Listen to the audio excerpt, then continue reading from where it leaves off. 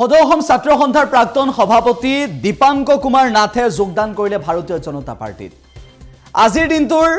ৰাজ্যৰ চৰ্চিত বাতৰিটো হৈছে যে দীপাংক কুমাৰ নাথে সদৌ অসম ছাত্ৰ সন্থাৰ পৰা পদত্যাগ কৰাৰ পিছত ক'ত যোগদান কৰিব তাক লৈ চৰ্চা হৈ আছিল। একাংশই কৈছিল যে দীপাংক কুমাৰ নাথে বিজেপিত যোগদান কৰিব, আন একাংশই কৈছিল যে সদৌ অসম ছাত্ৰ সন্থাৰ জৰিয়তে জাতীয়তাবাদৰ যেহেতু ভেটি গঢ়িবলৈ গৈছিল, গতিকে দীপাংক কুমাৰ নাথে বিজেপিৰ পৰিৱৰ্তে কোনো আঞ্চলিক ৰাজনৈতিক দলত যোগদান কৰিব বুলি কৈছিল।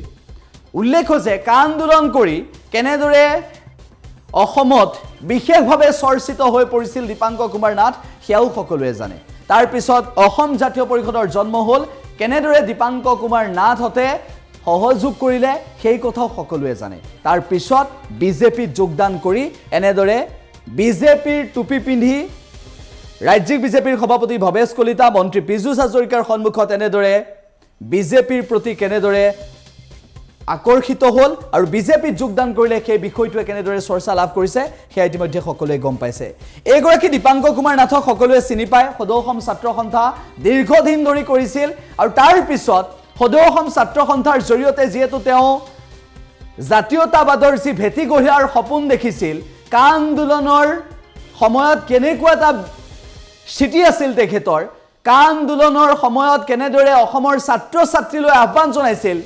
কেনেদৰে অসমৰ ছাত্ৰ ছাত্ৰীক আহ্বান জনাইছিল দীপাংক কুমাৰ নাথে, তাৰ পিছত আজি যোগদান কৰি তেওঁৰ মন্তব্য সলনি হৈ গ'ল। আজি সকলোৱে হাত চাপৰি বজালে দীপাংক কুমাৰ নাথে যেতিয়া বিজেপিত যোগদান কৰিলে। এইগৰাকী দীপাংক কুমাৰ নাথে সদৌ অসম ছাত্ৰ সন্থাত থাকি কেনেদৰে সদৌ অসম ছাত্ৰ সন্থাৰ নীতি আদৰ্শক ভৰিৰে মোহাৰি বিজেপিত যোগদান কৰিলে, বিজেপি আৰু সদৌ অসম ছাত্ৰ সন্থাৰ নীতি আদৰ্শ এতিয়া একেই নেকি বুলি মানুহে প্ৰশ্ন কৰিবলৈ বাধ্য হৈছে। বিজেপিত যোগদান কৰাৰ পিছত সিমানেই নহয়, মুখ্যমন্ত্ৰী ডক্টৰ হিমন্ত বিশ্ব শৰ্মাৰ প্ৰশংসাত পঞ্চমুখ হৈ পৰিল। ৰাজ্যত নিবনুৱা সমস্যা হ্ৰাস হৈছে, ৰাজ্যত কেনেদৰে গৰুখুটি প্ৰকল্পৰ বাবে মুখ্যমন্ত্ৰী ডক্টৰ হিমন্ত বিশ্ব শৰ্মাই কাম কৰিলে সেই কথা উল্লেখ কৰিলে দীপাংক কুমাৰ নাথে। বিদেশী সমস্যাৰ পৰা আৰম্ভ কৰি সদৌ অসম ছাত্ৰ সন্থাই যিবোৰ দাবী উত্থাপন কৰিছিল আৰু যিবোৰ দাবীক লৈ ৰাজ্যখন আগবাঢ়ি যাব বিচাৰে, যিবোৰ দাবী পূৰণ হৈছে হিমন্ত বিশ্ব শৰ্মাৰ দিনত, সেইখিনি কথাও আজি দীপাংক কুমাৰ নাথে উল্লেখ কৰিলে। আৰু তাৰ পিছত দীপাংক কুমাৰ নাথৰ এই বক্তব্যক লৈ ছ'চিয়েল মিডিয়াত হৈছে প্ৰতিক্ৰিয়া আৰু একেটা সময়তে দীপাংক কুমাৰ নাথৰ সদৌ অসম ছাত্ৰ সন্থাত থকা স্থিতি আৰু আজিৰ স্থিতিৰ মাজত কিমান পাৰ্থক্য আছে সেয়াও সকলোৱে বুজি পালে। আজি কোনখিনি মন্তব্য কৰিছিল দীপাংক কুমাৰ নাথে আমি শুনাই ল'ব বিচাৰিছোঁ। বহুদিন ধৰি মই এটা সংগঠনৰ লগত কাম কাজ কৰি বিশেষকৈ জড়িত হৈ কাম কাজ কৰি আছিলোঁ। সদৌ অসম ছাত্ৰ সন্থা প্ৰায় 30 বছৰ মই কেন্দ্ৰীয় সমিতিৰ বিভিন্ন পদবীত, মই প্ৰথমতে কেন্দ্ৰীয় সমিতিৰ সদস্য, তাৰপিছত 3টা টাৰ্ম মই শিক্ষা সম্পাদক হিচাপে আছিলোঁ, তাৰপিছত সদৌ অসম ছাত্ৰ সন্থাৰ উপসভাপতি হিচাপে থাকিলোঁ আৰু তাৰপাছত মই সভাপতিৰ দায়িত্ব লৈছিলোঁ। তো এই সকলো সময়তে অসমৰ ৰাজনৈতিক ক্ষেত্ৰখনৰ সন্দৰ্ভত যি অধ্যয়ন আৰু বৰ্তমান ভাৰতবৰ্ষৰ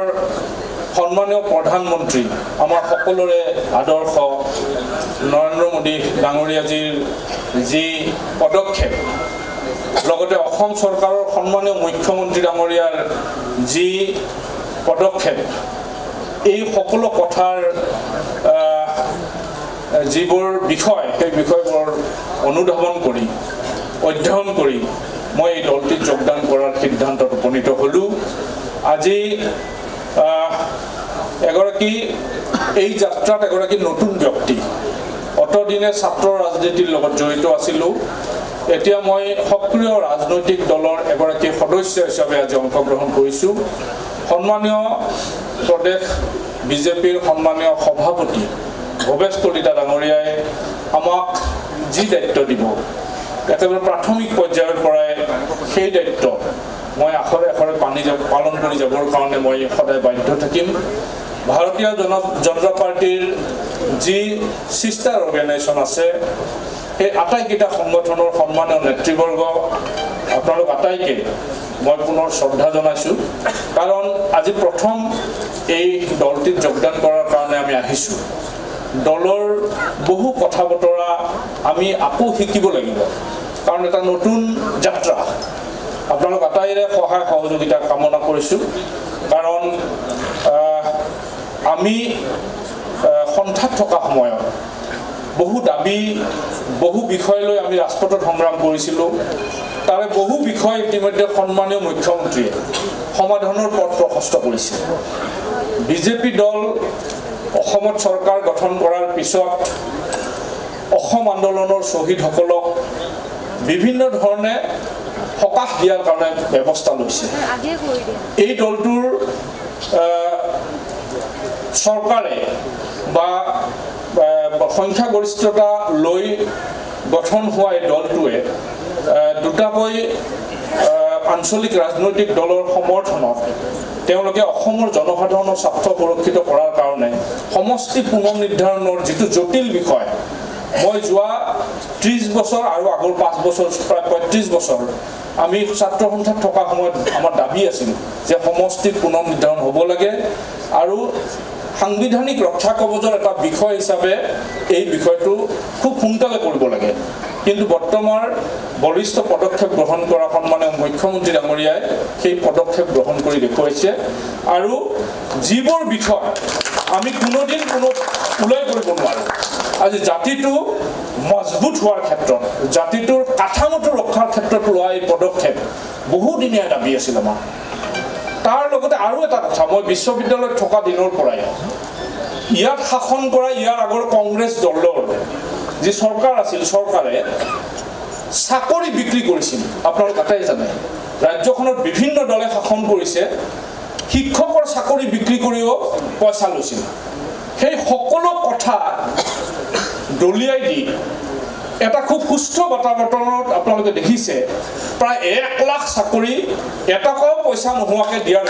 যি ব্যৱস্থা ল'লে